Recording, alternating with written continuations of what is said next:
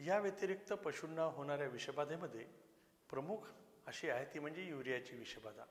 Urea खत आपण सर्वत्र शेतीसाठी वापरतो आणि जर हे खत पशूच्या खाद्यात आले तर याच्यापासून विषबाधा संभवते.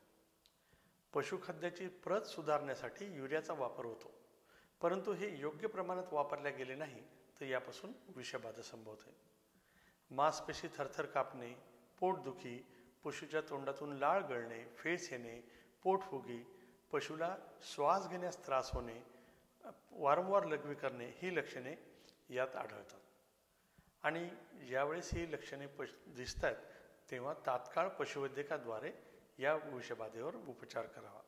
यासाठी 5% ॲसिटिक आम्ल म्हणजेच आपण जे व्हिनेगर जे आपण आपल्या दैनंदिन खाद्यात वापरतो अशा व्हिनेगरचा, जे विशेषतः चायनीज पदार्थामध्ये वापरल्या जाते मोठ्या प्रमाणात, त्या व्हिनेगरचा वापर करावा, म्हणजेच ॲसिटिक आम्लाचा वापर करावा.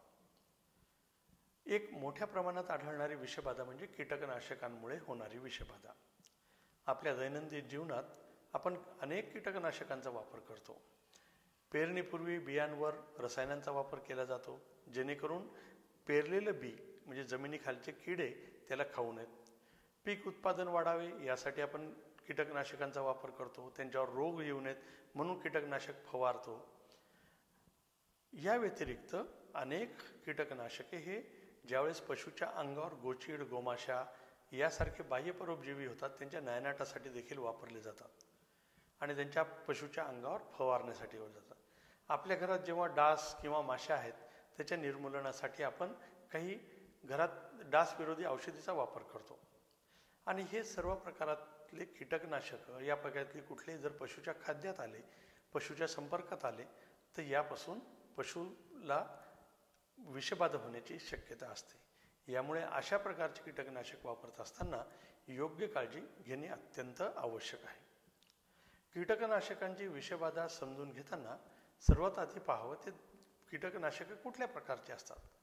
मुख्यतः कीटकनाशके ही 4 प्रकारात आढळली जातात.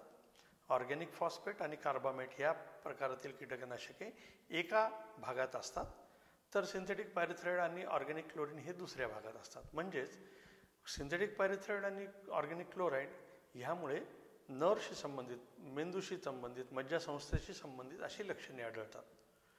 लाळ गळणे, नाक गळणे, पातळ संडास होणे, वारंवार लघवी होणे, डोळ्याची बाहुली लहान झाल्यासारखे वाटणे, श्वसन करण्यास त्रास होणे, अस्वस्थता, लकवा, मृत्यू ही कारणे ऑर्गॅनिक फॉस्फेट किंवा कार्बामेट या प्रकारच्या विषबाधेमध्ये आढळतात.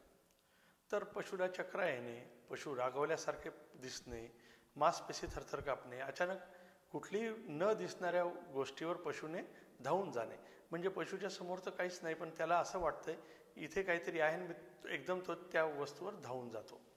श्वास घेण्यास त्रास होणे ही लक्षणे सिंथेटिक पायरेथ्राइड किंवा ऑर्गॅनिक क्लोरीनमध्ये आढळतात. कुठल्याही प्रकारच्या विषबाधेवर उपचार करत असताना तात्काळ पशुवैद्यकाद्वारे उपचार करावा. आता काही गोष्टी आहेत ज्या पशुवैद्यकांसाठी महत्त्वाच्या आहेत. म्हणजे नेमकी विषबाधा कुठली झाली ही जर आपण ओळखली तर त्याच्यावर नेमका उपाय काय, हमखास उपाय काय याचा आपण थोडासा विचार करूयात. ज्यावेळेस आर्सेनिक या धातूची विषबाधा झालेली असते यावेळेस ब्रिटिश अँटीलेव्हिसाइड BAL किंवा लायपॉइक ॲसिड ह्याचा वापर करावा, ज्यामुळे ही विषबाधेला आपण ह्याला स्पेसिफिक अँटीडोट असं म्हणू शकतो.